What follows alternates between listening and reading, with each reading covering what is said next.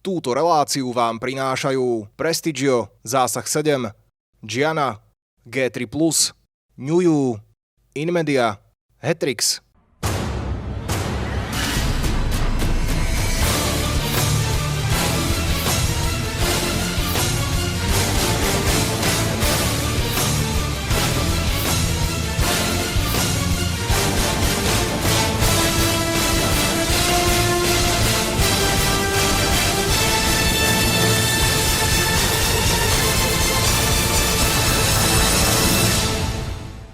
Po mesačnej prestávke na okruhu v Českom Moste pokračovali motocyklové série Alpe Adria, majstrovstva Európy Stock 250, ale aj IMRC.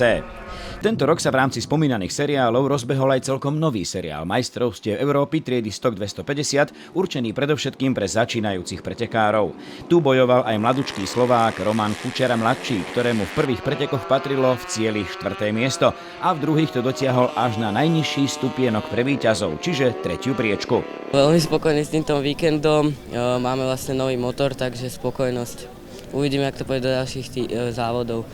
Sobotnejšie, čiže prvé preteky majstrovstiev Európy triedy Stock 250 vyhral domáci jazdec Oliver König. Byl jsem rád, protože jsem tady na domácí trati, takže mě to určitě potěšilo. Byly tam trošku komplikace, vedl jsem o zhruba 10 vteřin, ale pak se závod přerušil a jelo se od znova. Spomínané prerušenie pretekov Oliverovi výrazne pomohlo. Včera mi to zrovna pomohlo, protože jsme měli problém s motorkou. Takže jako to jsem měl štěstí obrovský. Víťazstvo tak nakoniec v druhých pretekoch patrilo Talianovi Manuelovi Torinimu, ktorý zároveň zvýšil svoj náskok na čele priebežného hodnotenia seriálu. Suverénom oboch pretekov triedy Moto3 bol 14-ročný pretekár Martin Gbelec, ktorý si do mosta odskočil zo seriálu Red Bull MotoGP Rookies Cup. V pátek se začal trénovat, tak jsem se postupně zlepšoval, už jsem na této trati jezdil, ale s jiným motocyklem. Ale vlastně zajel jsem svůj nejlepší čas a v sobotu a v neděli se to akorát zlepšovalo. O dve zostávajúce miesta na pódiu sa po bratsky rozdelili Taliani Gabriele Gnani a Nicola Settimo, no pre nestarnúceho Gnaniho to znamenalo udržanie 37-bodového náskoku v tabuľke práve pred svojim krajanom. Triedu 125 SP ovládol 2 víťazstvami česko-taliansky pretekár Pierre Coppa, ktorý sa po krátkej prestávke v pretekaní rýchlo vrátil do výbornej formy. Aj v tomto prípade sa o 2. a 3. miesto delili dvaja jazdci, tento rok tradiční súperi Radek Lamich z Českej republiky a Chorvát Andrej Kosmač.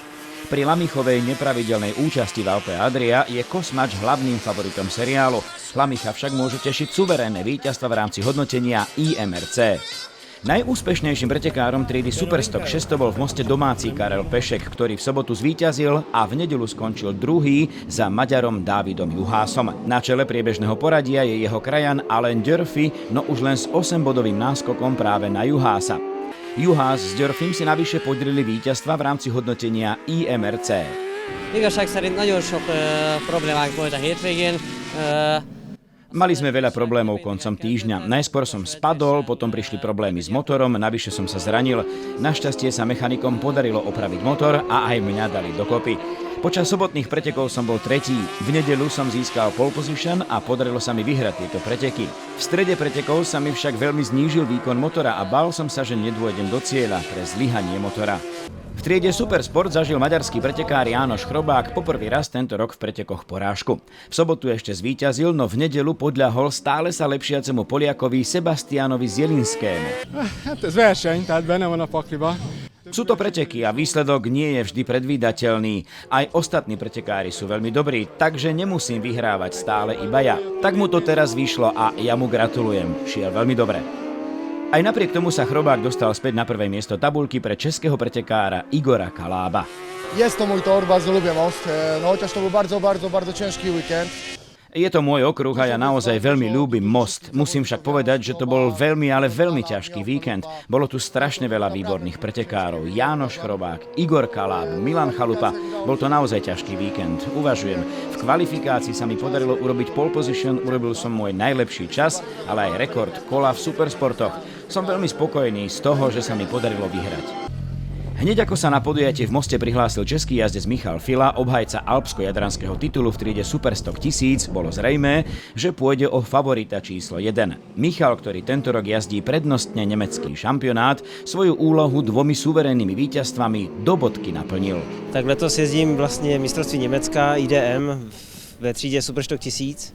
Je to tam letos hodně náročný, je tam jakoby oproti Loňsku tam přibyla hodně konkurence, přešlo tam hrozně lidí ze šestek, ze superbajků z různých zemí, takže jako loni se nám podařilo na divokou kartu jeden závod jsme vyhráli, a letos prostě jsme daleko za stupně vítězů, ještě se nám to nepodařilo, takže je to hodně těžký a je to dobrá výzva.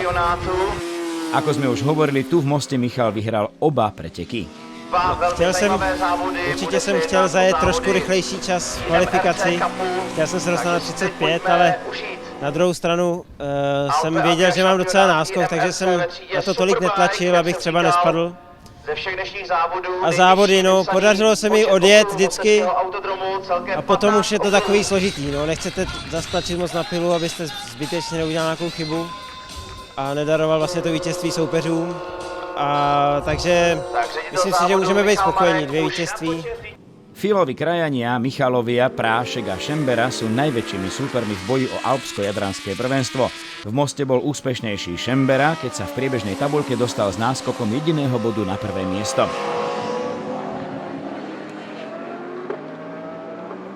V najprestížnejšej triede Superbike mali diváci možnosť sledovať najkrajšie súboje celého víkendu.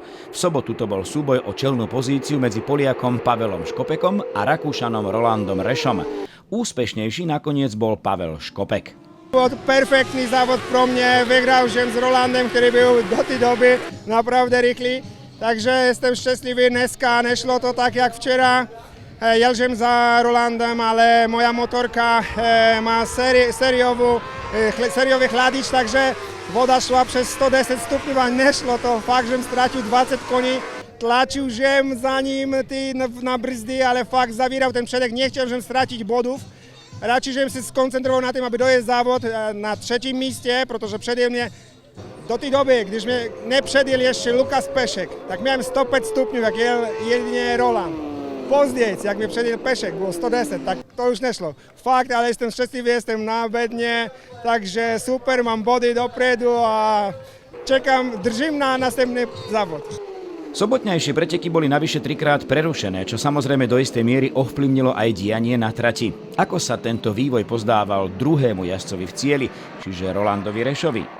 This is a question that is difficult to Na túto otázku je ťažké odpovedať, ale pre mňa to bolo hrozné. Videl som Peška na prvej zákrute, bol som pred ním, pustil som brzdy a vynieslo ma na trávu a potom som v prvom kole bol na 8. mieste. Po 5 kolách som bol 3., takže moja pozícia bola veľmi dobrá a potom sme to museli prerušiť. Potom nasledoval 3-krát nový začiatok. Mali sme natankované palivo v nádrži, obuté zlé pneumatiky a okrem toho aj trochu pršalo.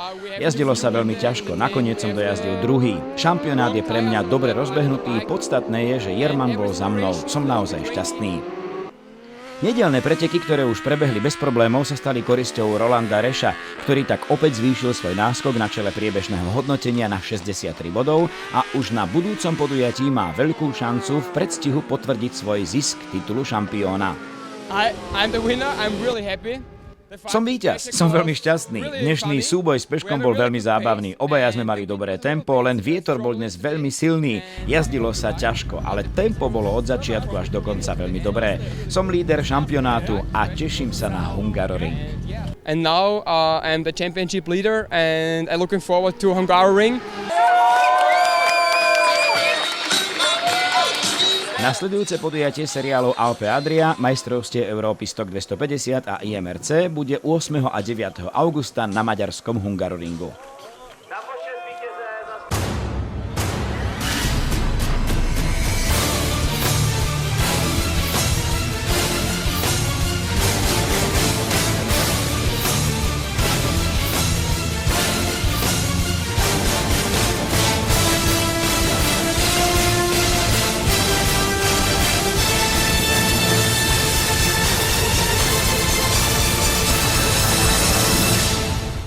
Túto reláciu vám priniesli Prestigio, Zásah 7, Gianna, G3+, New You, Inmedia, Hetrix,